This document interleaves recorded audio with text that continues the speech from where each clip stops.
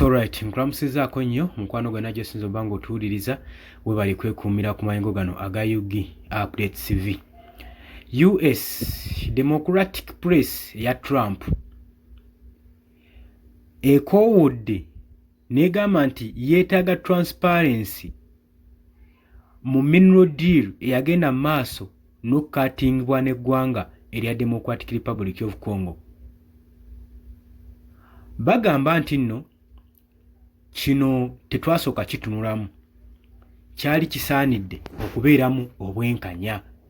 Olowooza lwaki diplomatic press eya Trump evuddeyo n'eddamu okutunula mu nsonga eno ey'okukaatinga mineral deal wakati w'eggwanga erya Democratic Republic of Congo? Jjukira nti nno baali bagasseemu n'eggwanga eddala erya Rwanda. Akageri gye kiri nti nno bagamba era nga balumiriza eggwanga lino erya Rwanda okubanga be backinga be bayambira be bafujjirira abayekera bano aba M23. Washington kakati nno akaguruupu akabalirwamu ba members 52 mu US mu United States of America mu House Democrats akakuliddwa ne Trade Subcommittee ranking members Linda T. Sanchez bagenze maaso n'okudimandinga President Donald Trump ne Secretary of State Marco Rubio nga baagala ensonga zino baveeyo bazinnyonnyole mangu bawe details ku bigambibwa nti diiru ey'ekyama eyanegotiatingibwa ne Democratic Republic of Congo ku potential eza critical mineral agreements.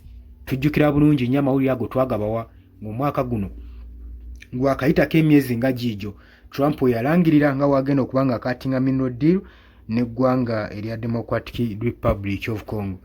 In a letter eyawandiikibwa ebbaluwa eyawandiikibwa mu August nga 8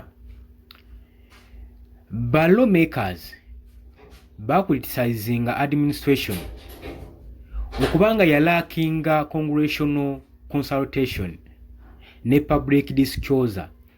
Kigambibwa nti nno Donald Trump ogenda osalawo ddiiro eno tebakonsultinga, tebeebuuza.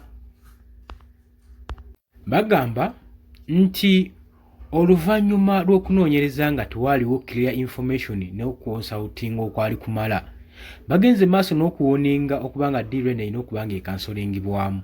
Lwaki? Bagamba ejja kuleetawo human rights abuse saako ne environment degradation okukosa ne security risk mu Democratic Republic of Congo mining regions mu bitundu byonna byonna ebyetoolodde ebirimu ebirombe by'obugagga. Bagamba nti bijja kuleetawo bijja kuteekawo risk mu ngeri ye security, bijja kubeera unsecure singa eno ddiiro enaagenda mu maaso. Sina kyokka wabula bagamba n'okuvoola eddembe ly'obuntu mu regions ezo nalyo kijja kubanga ekikolwa ekyo kyeyongedde, era nga bagamba nti ddiiro eno yalina okusalizibwamu kubanga tewaaliwo clear information na consultation okuva mu press eri mu Washington DC.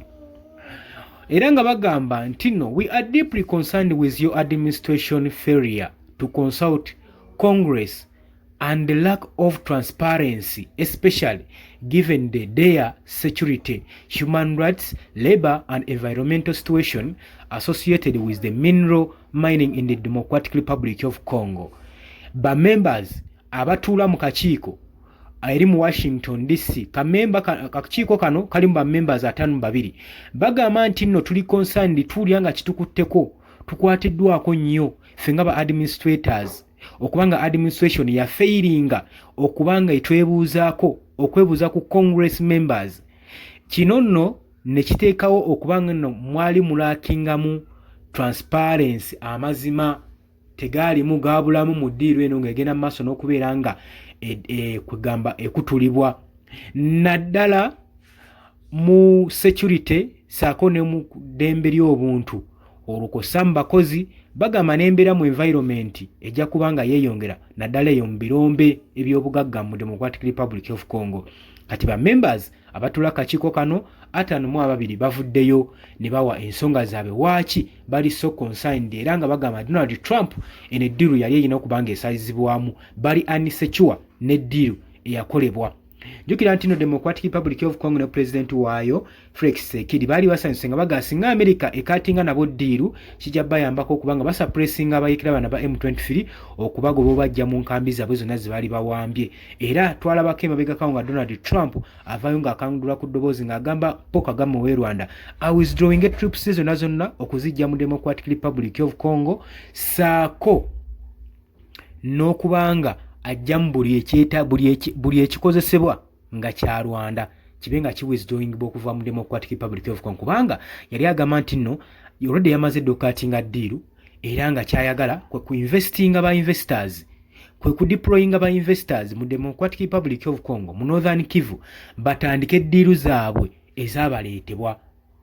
Kakati nno muganda wange amawulire agavaayo si malungi eri gavumenti ya Democratic Republic of Congo era essuubi ery'okubanga abayekera bano bandibadde batya lyandibanga liweddewo kubanga eno y'ensonga lwaki America yayingiza ba Colombia amagye g'e Colombia mu Democratic Republic of Congo basobole okubanga bagobamu abayekera ba M23 ddiiru y'obyobugagga egende maaso n'okutulibwa.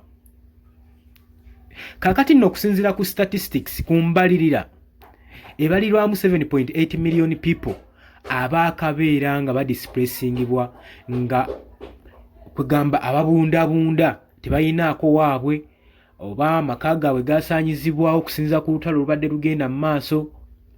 Kakati nno kino bagamba at least abantu 7 be baakattibwa 10,000 z'abantu ze zaakattibwa ate sexual violence bo tebabala jjukira ebyo byonna tebibulamu mu lutalo. Kakati olowooza eggwanga lya US walibanga ligenda cutting off ddiiru eno n'eggwanga erya Democratic Republic of Congo kitegeeza bannansi b'eggwanga erya Congo essuubi lyandibanga libaweddemu okuddamu okuloza ku mirembe mu ggwanga eryo kubanga yebadde yokka empenda lyessuubi lyabwe lyokka eribabadde ndi singa Omumerika ayiwa ba diplomatic mu ggwanga erya DRC mu birombe ebyo ebya zaabu biki twala tugende kijja bayambako nnyo okusobola okulaba ng'abayekera bano babagobamu mu bitundu ebimu.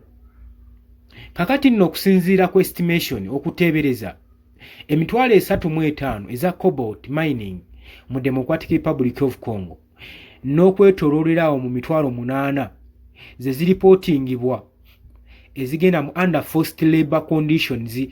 Forced labor tutegeeza nti nno abakozi nga bakakibwa ogenda maaso n'okukola labor ku mineral rich zino mu Democratic Republic of Congo. Ate abaana kibalibwamu nti emitwalo 4 be bagenda maaso n'okubanga beenyigira mu mining activity Democratic Republic of Congo gwe mukwano gwange ali yampuliriza. Jjukira nti oli ku Yugi Update TV gwatana tweyungako kirira wansi waliwo ekigambo subscribe kikoneko obeere ng'otweyungako. Abali mu diaspora mbatumiddeko nnyo mwe bali kwekumira ku mayingu gano. Kati nno kino kitegeeza ki? Kitegeeza nti Paul Kagame wabanga kino kyabadde abala yandibanga akyayina enkizo y'amaanyi okulaba ng'awamba ebirombe byonna eby'obugagga ebiri mu Democratic Republic of Congo.